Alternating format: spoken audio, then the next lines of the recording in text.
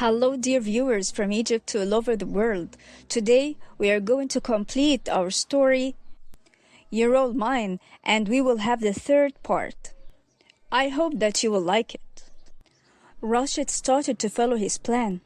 He kidnapped Nada, Hayat's little sister.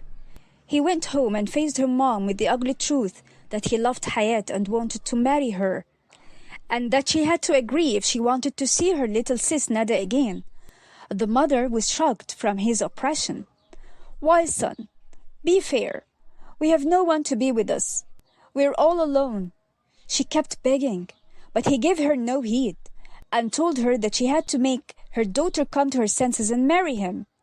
The mother was confused and didn't know what to do. Is it possible to sacrifice her little daughter or her elder one? She had no idea what decision to take. The problem is that there was no one to help them.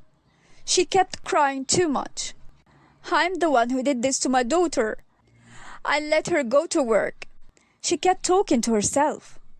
After work, Hayat went to the supermarket as usual to bring the groceries, and especially what Nada wanted. Nada would wait for her impatiently. How beautiful that meeting was, and it really made her forget all the exhaustion she had.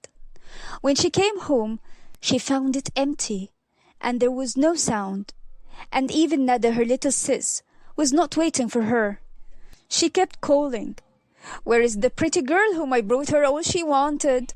Come on! If you're hiding, come at once! I returned from work so exhausted. Where is the kiss and hug?" She kept calling her, but she didn't answer back. Her mom was sitting at Nada's room crying. Her crying was heard. That moment Hayat left what was in her hands.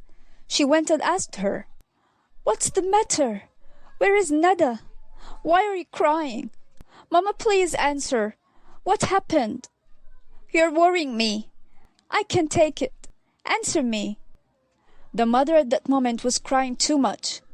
She couldn't answer her or pay attention, because she thought she was behind it all, and she didn't tell her anything till what happened, and it became so difficult. Hayat kept asking, "Mom, please, where is Nada? Did you send her to buy anything? What happened?"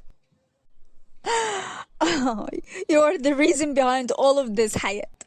Why didn't you tell me from the beginning about that person who wants to marry you against your will? He kidnapped your sister to agree to marry him. What shall we do?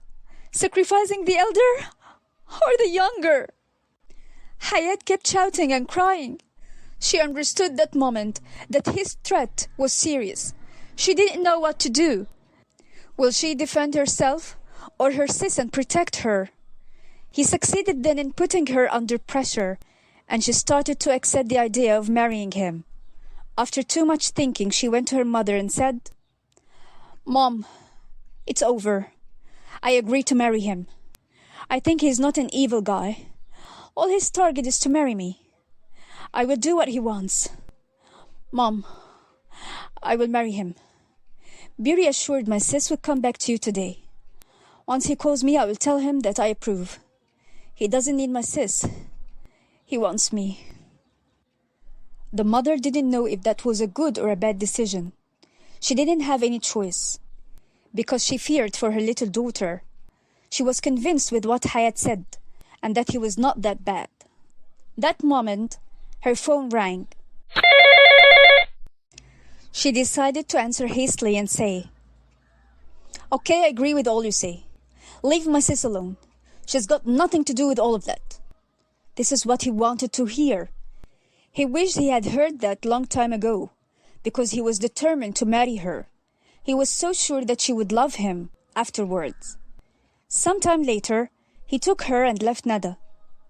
The mom tried to know what was happening. She asked what he did with Nada.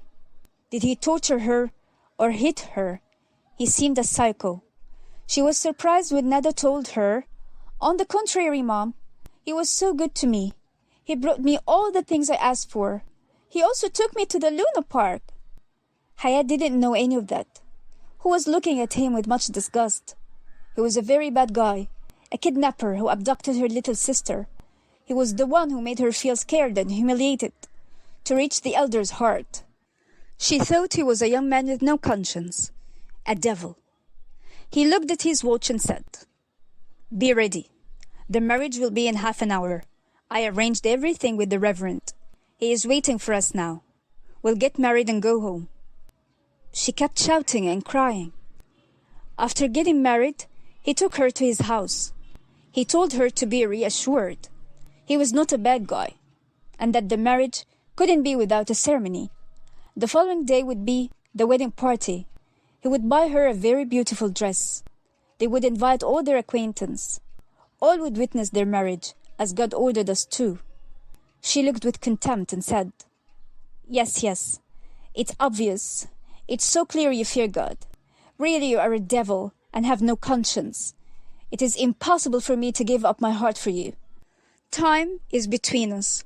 Time will judge us. You will test me. If you want to continue with me, I agree.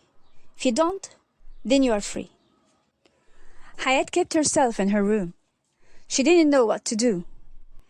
She couldn't afford staying with him for one day. What about staying for 2 months, like he asked? She couldn't stand him at the beginning. How could she stand him later? No matter what he did.